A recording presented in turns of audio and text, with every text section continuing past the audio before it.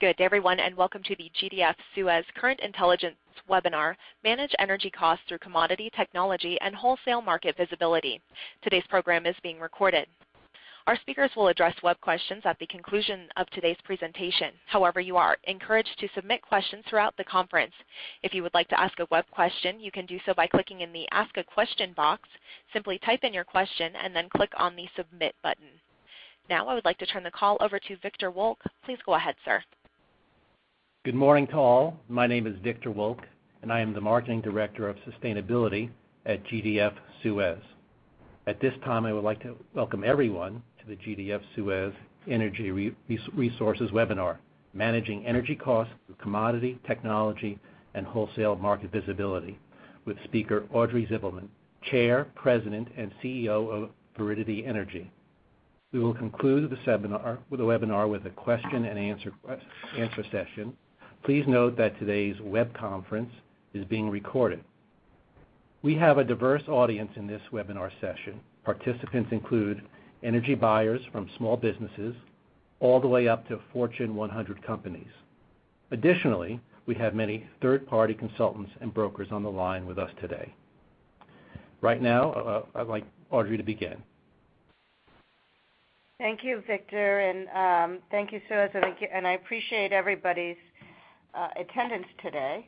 I look forward to, I hope, a lively discussion and really look forward to all of your questions. I think it's somewhat propitious that we're having this discussion today, because today is actually the 20th anniversary of the commencement of deregulation. And so what we see is that what we'll be talking about today is we see this as a great new frontier for how customers can take advantage of competition in the wholesale competitive markets. So if we can go to the next slide. So we're going to start, and really the conversation today is what is the relevancy of the smart grid? How do customers take advantage of it? How do we work together as partners to use the advantage of the smart grid to help consumers do what they really want to do, which is minimize their energy spend, minimize their energy risks, and get the maximum value out of their energy-related investments. So, and that's really what we're all about. So let me just spend a little bit of time at the 100,000-foot level and talk a little bit about what the smart grid is all about. And it's a term that most people actually hate anymore because it's been so abused. But I look at it in a pretty simple way, which is that we used to have a generation or electric utility restructure that was predicated on a simple concept. So we always is that generation ought to be large scale, because that's where we get the economies of scale. We should have transmission and distribution networks to help deliver the power, and that consumers should be largely passive. In other words, just pure consumers of the energy. What's happening is that we're seeing a number of different trends going across the industry, and it's really a worldwide phenomenon. One is the proliferation of distributed energy resources. These could be both renewable and non-renewable resources, as well as the proliferation of storage types resources and smart buildings, all of which is changing into a fact that where consumption used to be fairly predictable and fairly inelastic, is that at the distribution side or behind the meter, consumption now suddenly becomes active.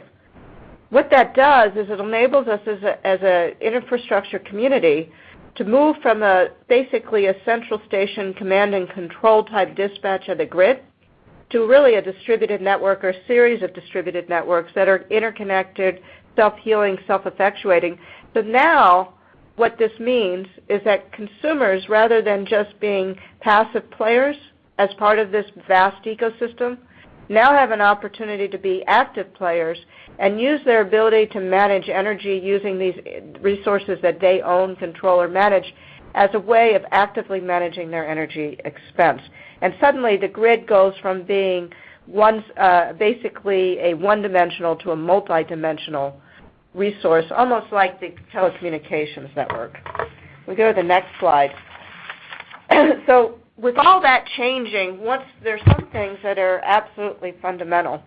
And the real fundamental of electricity is it's the only commodity that actually moves faster than the speed of light. And since something moves faster than the speed of light, it really presents the issue, which is that in order for the electric grid to work, and it is an interconnected grid, one machine, is that regardless of where the supply source and the demand source is located, we need to make sure that all times that supply and demand balance out. So what that means in reality is that if you're an operator of a grid and you need to make certain that there's reliability, you're always looking at every moment of the day, every second of the day to make sure that supply and demand are equal, and that any time someone turns on a light or turns on a machine, either someone else is producing more power out of a generator or somebody else is turning off a machine, and it all balances out. And from a grid operator, whether we're injecting energy on the sub-high side or reducing demand on the demand side, it has the same benefit, and it's a service to the grid and should be compensated. If I go to the next slide. So what this says to me, and I think what our conversation is all about today, is that presents a huge world of opportunity for consumers to start thinking about energy as not just simply a way of how do I use the markets to minimize my supply, but actually it's a question of how do I use the markets not just to minimize my supply, but also to manage my demand. And if you look through, and this is a little bit of history, and I won't go through it, but really since the 1980s, we've been moving towards this trajectory. We recognize that just like in any other commodity, the energy markets can be competitive. Consumers ought to have access to choice. And where choice used to be a mere question of what supplier should I pick, and I congratulate all of you because you've obviously picked what we believe is the right supplier, but also really how do I minimize my risk in these markets, and how do I now use my ability to not only negotiate my supply but manage my demand and take advantage of the markets to really minimize my energy spend and risk. Let's go to the next slide. So then it becomes the question, and this is really to me the relevant part of the smart grid. It's not just what we do in front of the meter, it's what we do behind the meter to make us smart about energy consumption. And in this slide, we really talk about all the various things that largely commercial, but even residential users are looking at. But for us, and one of the things that I always remind people is that 50% of the peak load of energy consumption in the U.S. comes out of commercial and industrial users. So getting this sector right and getting this sector engaged is going to solve a huge amount of the problems that we need to solve. So from that perspective, if you think about it, it's really, and we share your pain, it's a complex world because on one hand, you have the need to create the enablement of being able to manage demand, and these are all the various devices, the services and loads that, one, where you consume energy, and then also the types of controls, et cetera, you can put in place to manage demand. The second is then really then what are the resources you need to know to visualize what demand you can manage, when you can manage it, and how you can manage it. Because unless you see it, you can't manage it, and we all know that from how we run companies. And the last is really then what do you want to manage, and how do you want to go about it? Is it on an enterprise basis? Are you just looking at energy, or do you want to look at carbon because you have other requirements? Should we also be managing supply and procurement, and then how to monitor it? So what's changing is the smart grid is really changing a whole evolution or revolution in thinking that energy is no longer something that you just pay the bill at the end of the day and can't do much about, but it really becomes an asset.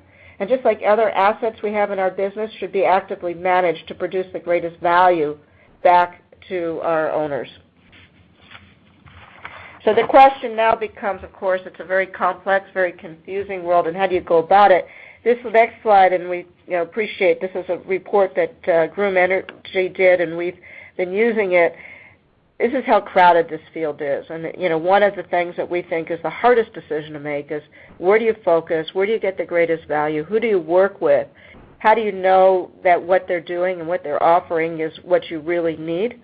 And so it's a complex world, and so even though we have the tools, trying to navigate the universe to become smart about how to develop and use them is an exercise that I know while many of us are trying to do, it's clearly no clear path forward at this point because it's all new.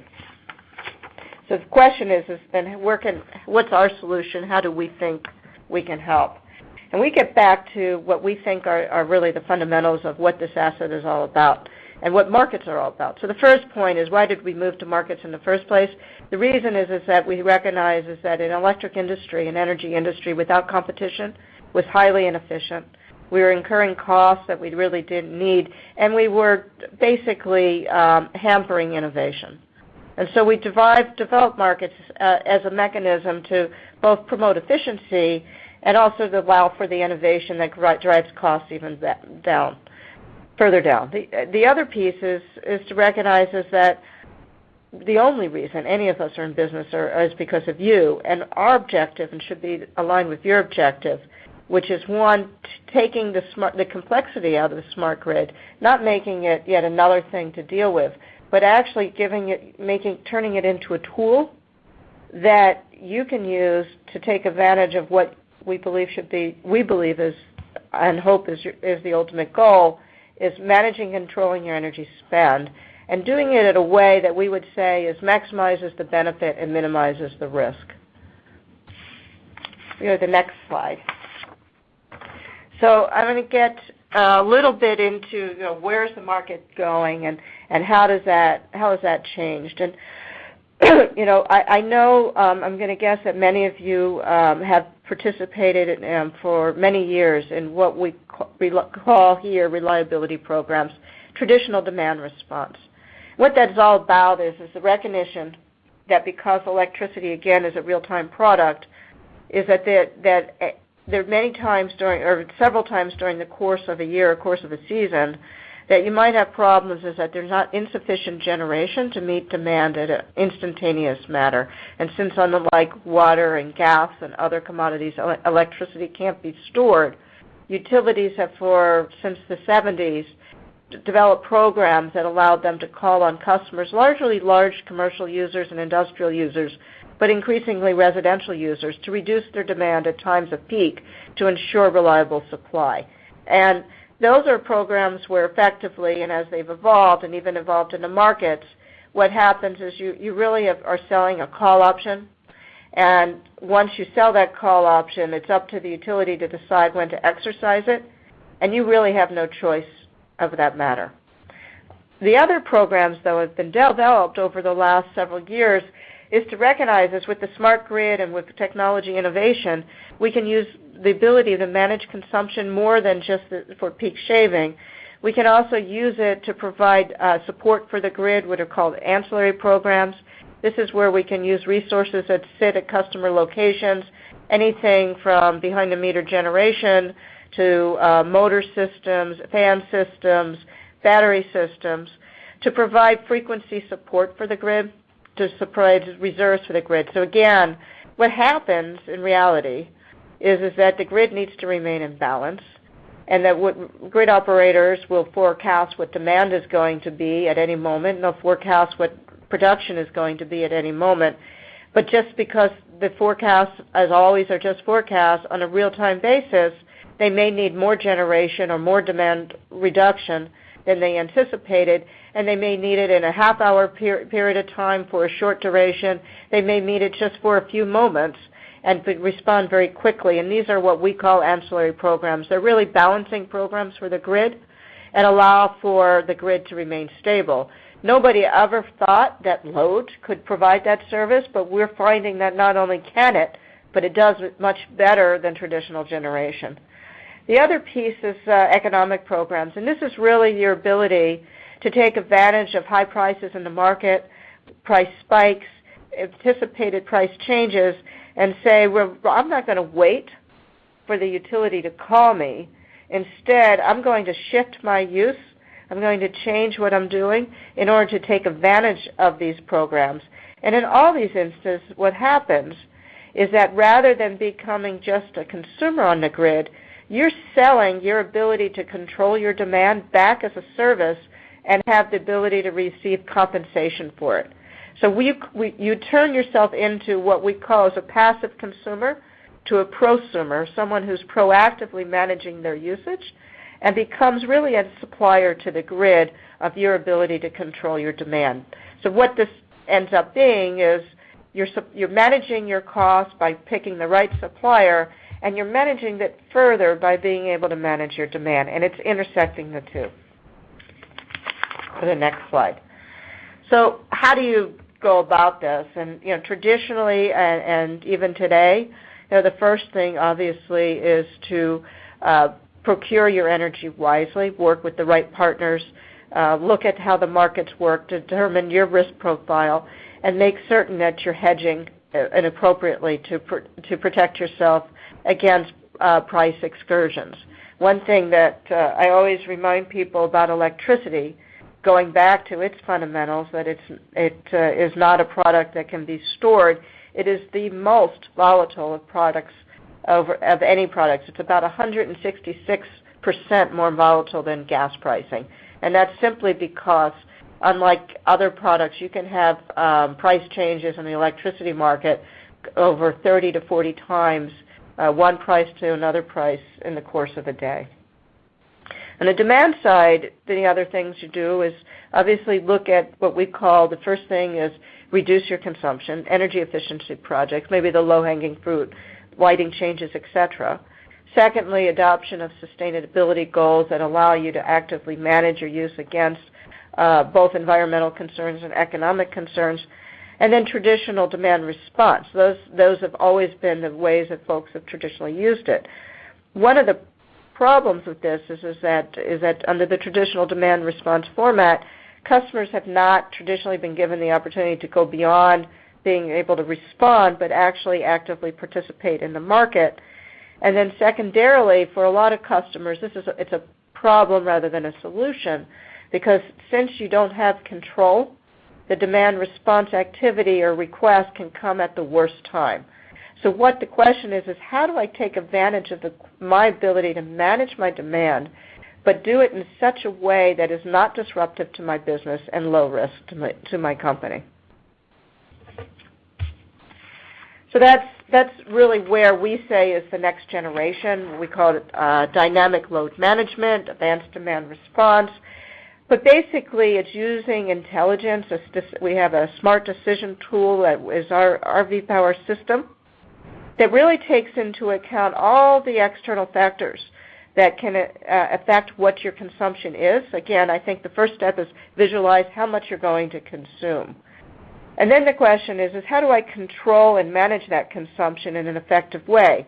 The way we go about it is to start with you, is to start with the consumer and say, well, what are you willing and able to manage based on your needs so that it's non-disruptive to your business? If it's a machine that you could say over certain hours we can change the usage of this machine, if it's cooling equipment that you can say we can cycle on and off without a problem, if it's temperature controls in buildings that you can pre-cool or preheat as necessary, all these things that what we do is we really create a digital footprint of your consumption so we can visualize what that consumption it is and then manage it according to your preferences on risk and tolerance and price. What are you willing to do at what price? The other thing we do is we take all of your assets. Again, it's a software decisional platform. And whether you have generation that you have at your location, whether it's machine equipment, whether it's heating and cooling equipment, lighting controls, storage, we put those all together to create what we call an optimized usage schedule. And the difference between what you would ordinarily consume and what that usage schedule is once you optimize it based on price is what you can sell back to the market. Go to the next slide. So the other thing that we do with our software is take what we say is the inherent complexity of the problem and turn it into something that's simple and automatic. So the first piece, again, is predicting. You have to know what you're going to be using to be able to figure out what we can save, and then is it worth what we want to do? In other words, what's the price? Is this something we want to do? And that's what we do with our customers every day. We look at what they would ordinarily consume. We look at what their opportunities are to manage that consumption against certain price and comfort and usage parameters, and we give them opportunities to make decisions to control and manage those costs based on the economic value to them. The second piece, and we think this is equally important, is we automate it. So rather than having folks have to make a phone call and run around and make decisions, our software, which is a web-based software, talks directly to systems that you have on your premises. And if you decide to act, and again, it's always your decision, then we're able to simplify the process by automating it and sending signals to your systems so that you have the confidence that you'll meet your needs without compromising, again, reliability, comfort, but at the same time doing it in a very efficient way. And lastly, we think what's really important is this is a modeling program. What this also does is two things. One is it takes into any assets you have, whether you have them today. It also allows you to say, well, what assets can I add? Is this a chiller? If I add a chiller, what does this do? If I have a solar resource, what does this do? So effectively, it's a planning tool as well, but it doesn't just do it in a hypothetical. It does it as an integrated network because, again, we create a digital version of your system, of your building, of your usage, and can tell you how different assets then will affect that usage based on your parameters and requirements. So what that does, and let me go to the next slide,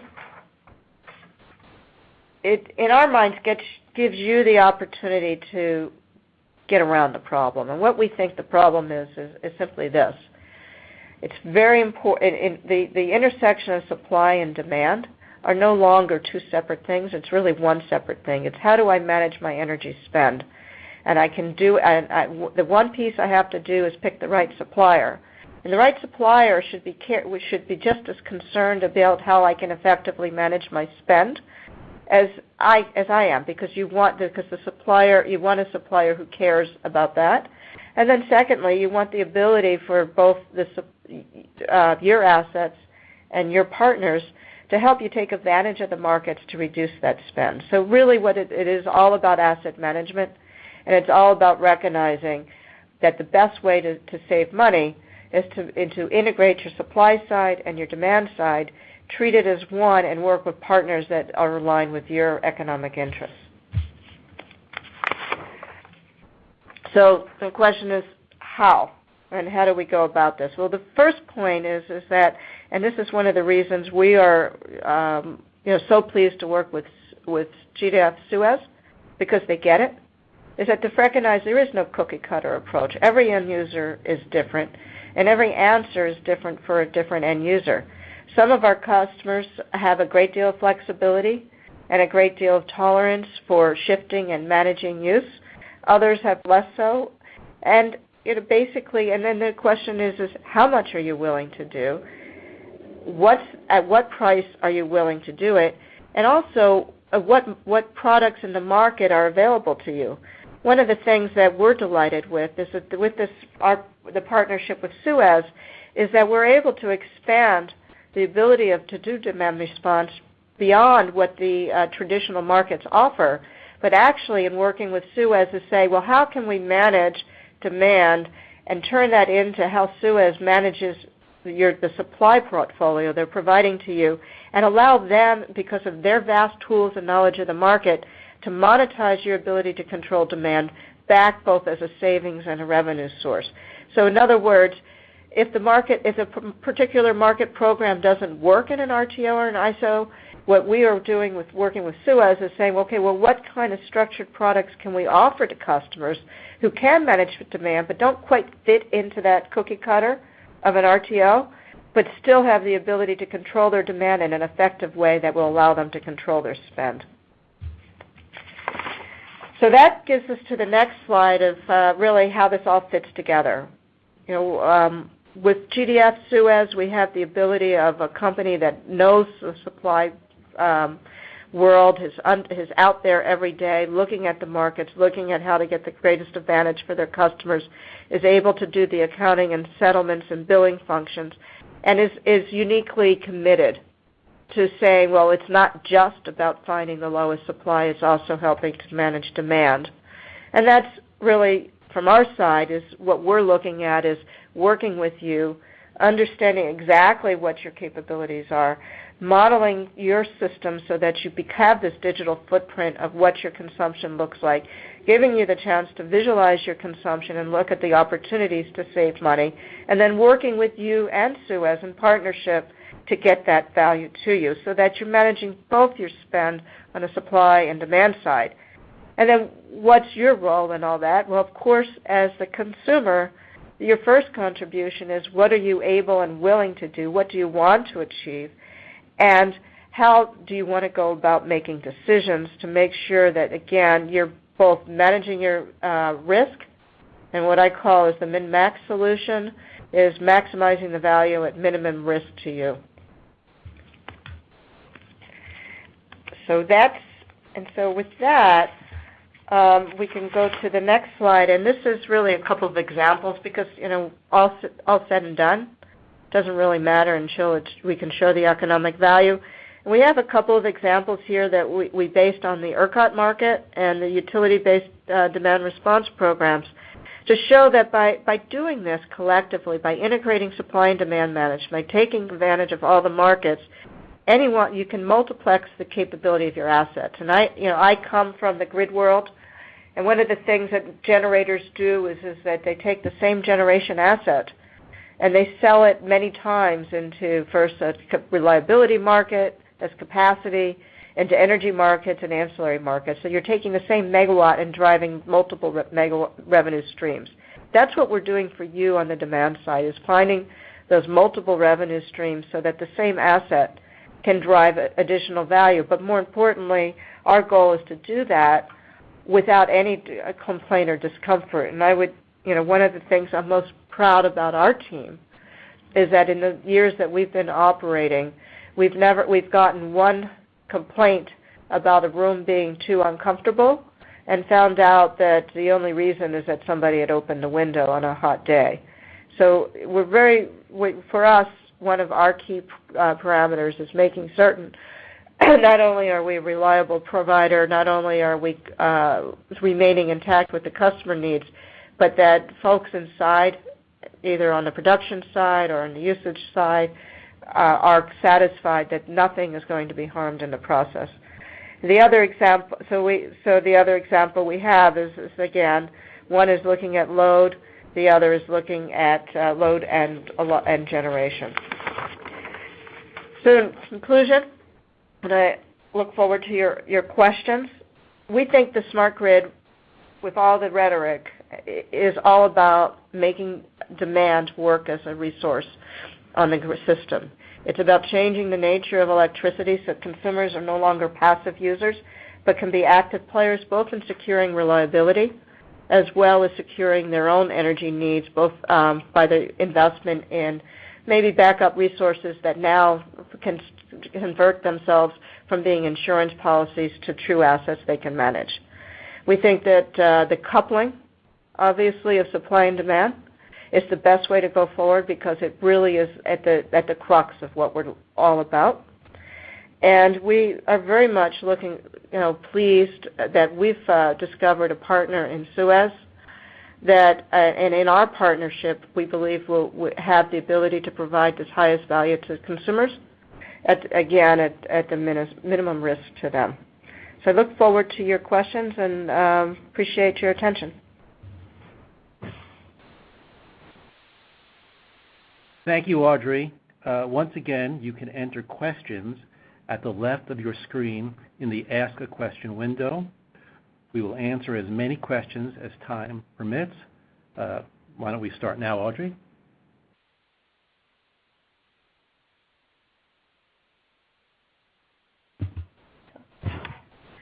Okay.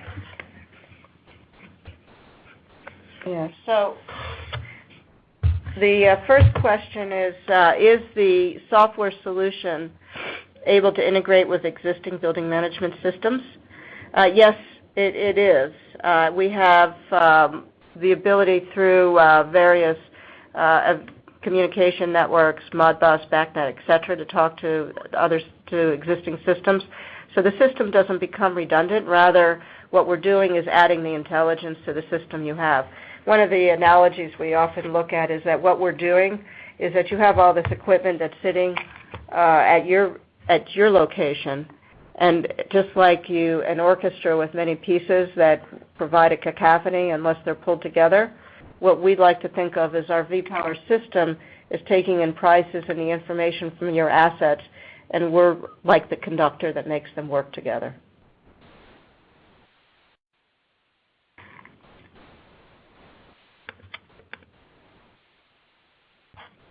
Is there another question? I'm sorry, we're looking at a question, trying to get a question. The other question is that what kind of assets are you able to work with? We're able to work with any asset. Our system is designed to be a generic platform, meaning that, and we learned this from designing systems that manage the grid, is that we can take any asset, whether it's a demand asset such as lighting or cooling or heating, or a supply asset or a storage asset, and then create an optimization schedule that's unique to your needs and your preferences.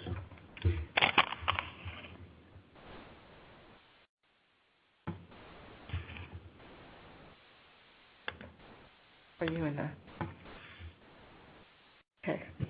The next question is, how far down does dynamic load management effectively go?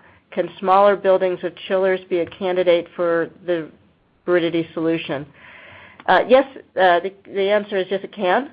What we can do is we have a system that we call it our black box, although my product developers are telling me they're going to come back with a better description, but basically can work with smaller assets, and then we can aggregate those with others so that we take the diversity of usage and allow folks to then operate as part of the whole.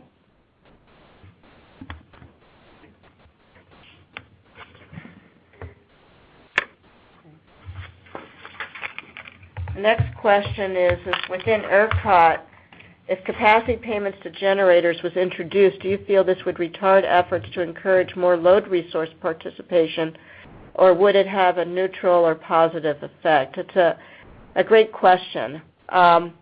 Certainly, the capacity market has a positive impact of demand response. We found that demand response can be a very active player in that market.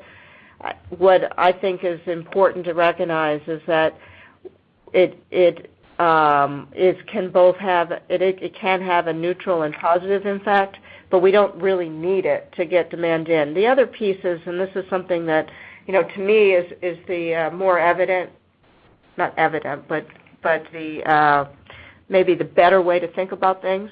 I think having a strong energy market and energy market rules that allow load to participate is the best way to go, because when you think about this, traditional demand response is that the system has gotten to a level that it is no longer supported by the traditional generation and transmission assets, which generally means that prices have gone very high. And at that time, somebody is saying, okay, we got to call it quits, so load needs to go off the grid. Versus what we're looking at doing is really proactively using the economic markets for load to participate, with the thought is that if you send the right economic signals, load will opt to get off the grid and will never get into that extreme purposes. So we won't have to build the peaking plants for these limited hours of the year, and we won't have these extreme price excursions, because load will become the competitive alternative to generation. We go to the next question. Can you describe how the people in your organization specifically interact with the customer? Technicians come on site, etc. Yes, our process is that the first thing we do is send technicians on the site. They work with your facility managers to understand exactly what assets you have and what your preferences are, what your restrictions are, what your desires are. And then from there, we create this digital model of your system, taking into account all of your assets and all of your capability. And then what we do with that is we have then a default case, and that allows us to work with you on a day-to-day basis. As once we've programmed you and created a model of your system, we will then work with you to identify what the opportunities are on the market. And then the way we work is really depends on the customer preference. We have customers who say that they do not want, they need to be able to make the decision themselves on a daily basis, and that therefore what the process we use is that we will notify them of the opportunities, solicit their desire if they want to participate, and then if they decide they want to participate, we go ahead and execute with them. We have other customers who, after working with us, make a conclusion that they feel very satisfied that we're always going to work in their constraints, and they allow us to automate the process. And so we might notify them that they're going to participate, but we don't necessarily solicit their input. We may, however, on time say, hey, normally you would have only done X, Y, Z, but by the way, prices are going to be really high today. Maybe you want to do more. So it's not one of these things we sign you up and then just call on you when the utility is causing an event. This is something we work with you every day. And we want to become as familiar with your capabilities and your desires as you are in the market. So it's a continuous training and continuous learning exercise. Next question. I have problems, I think everyone has, selling these opportunities to management because it's hard to make them realize that it's not an abstract idea. DR and other money-making programs seem unreal to me. How would you recommend getting past this in order to utilize asset performance? That's a great question. I think what we would do and what we would be more than happy to do is come in and actually talk to management, show the opportunities, provide the case studies.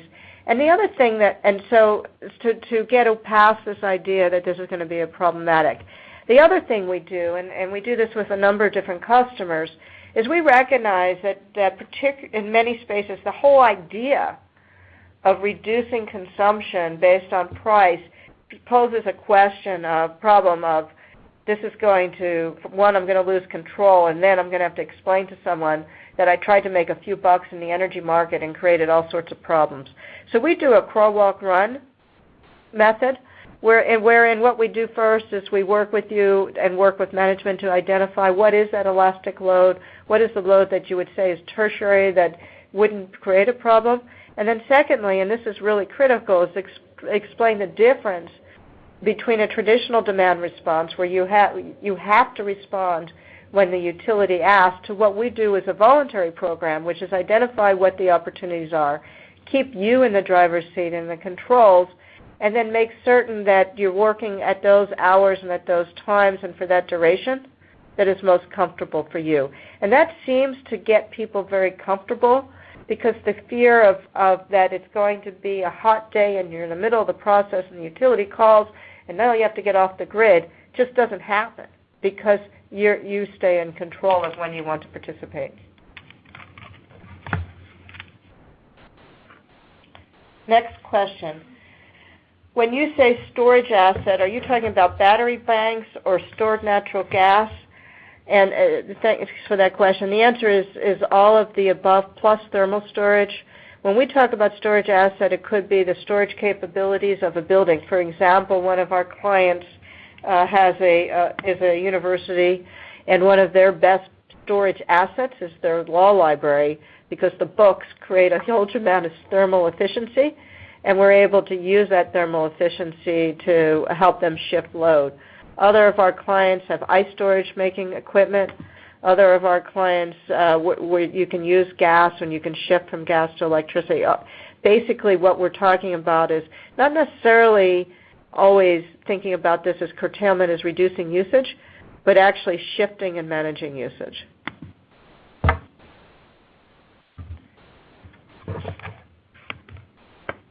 Next question. Are you finding that energy managers have a difficult time justifying investment in energy projects with historically low energy prices and longer payback periods? The answer to that is certainly yes. I think that with prices dropping down, obviously one of the thoughts is that if we don't need to spend it now, there's my view is that that's with all due respect to management, that's somewhat short-sighted. Yes, prices are low now, but they're expected to go up, and sometimes it's better to invest currently so you can prevent it. But the other piece is that what we find, and that's the good news, is that where historically people looked at these kind of energy management as a way of just reducing consumption, rather, and that therefore the IRR isn't justified in low-cost energy times. When you add in the revenue potential, then suddenly that IRR becomes much more reasonable and the opportunities are there. So what we find with a lot of our customers is that they're now able to justify capital investments because now they have the ability both to visualize how they've managed demand and the ability to show how by managing it effectively they've been able, one, to manage their demand ratchet, their demand costs, because they've been able to reduce their demand at the right times, and then secondarily they have now a source of revenues that they never had before. Next question. I am a new customer with Suez. How much usage data would Suez need to collect before having a good picture of my demand to see if using the software is a viable option? Basically what we would do is that we would take your historic meter data that we would get from your local utility, and so even though you're a new customer of Suez, we would get access to that data, and we would look over a few years of the data to see what your usage is really like, and then to see what kind of opportunity is. So it's not just looking at your usage, but actually it's also looking at your assets, understanding what you have in terms of the size of your load, the types of resources you might have available, such as HVAC equipment, process load equipment, motor equipment, potentially generation, and then from there making a determination as to how best we can work with you to manage your demand so you can manage your costs.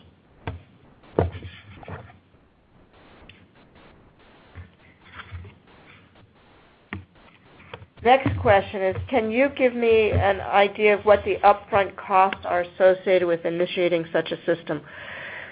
Well, here's the good news, folks. Depending on what you have available, our methodology is actually, there is not an upfront charge. Our implementation, again, since it's software implementation largely, is what we do is we recover those costs from the revenues. So it's a fairly low-risk proposition from you.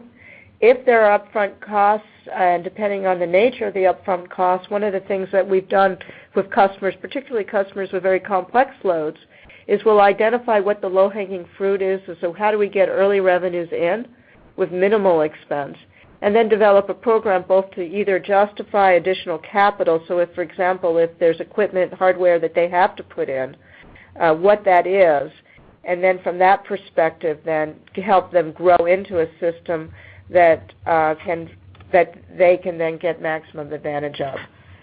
Lastly is that the other piece of this that's happening is as people start to see the economic value of managing demand in this way, you're seeing more and more folks who are willing to look at ways of creatively financing this so it does not use up your capital. Next question.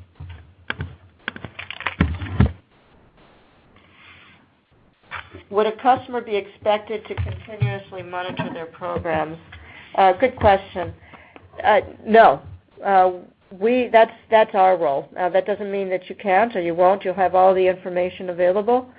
But what we're doing is trying to simplify the process, not get you into the business of having to become a market expert, but rather become your asset, your trusted partner, and have our interest aligned with yours. Again, because of our model, which is a shared revenue model, essentially we only make money when you make money. So we're going to be out there looking for you, looking for the opportunities for you.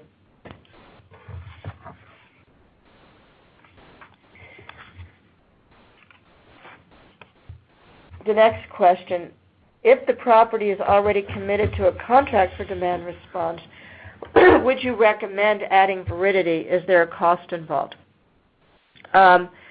Yes, I would recommend adding Veridity, and what we would want to do is work with you. We do work with other demand responders, and so we can add a dimension to what they're already doing, and we're happy to do so. And again, with our partnership with Suez, we could look for opportunities to go beyond traditional demand response, to think about how you can manage your load, to one, manage your demand costs, your demand charges, and secondarily working with Suez to look for ways to monetize it that go beyond traditional demand response.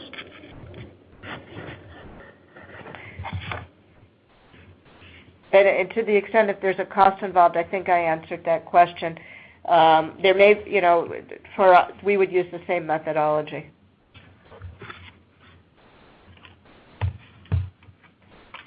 The question, what was the recent NITS increase related to Hurricane Sandy?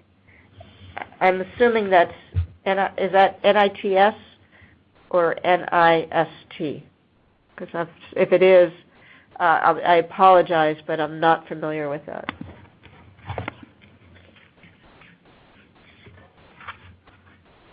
Next question is, does Veridity provide services nationwide? The answer is yes. We're willing and able to provide services in any market. And also, well, I would say in regulated frameworks too, but generally I would suspect we're only talking about non-regulated in this instance.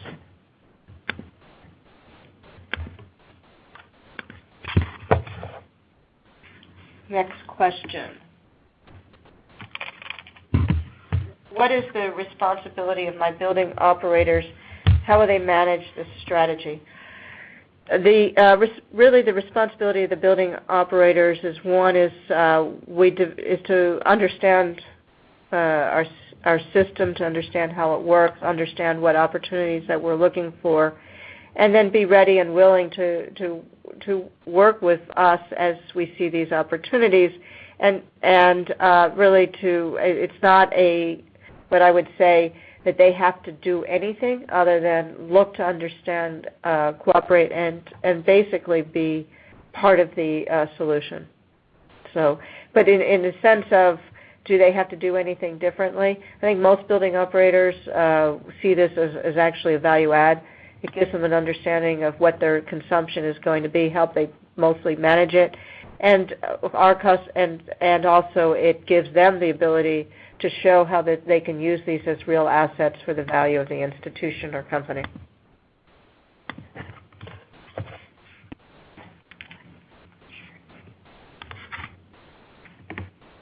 The next question is whether we've incorporated ISO 5001 elements into the software. I would say that the way we develop our software is very consistent with ISO 5001. And so in that context, we have folks who have developed software for large systems that they understand the 5001 requirements.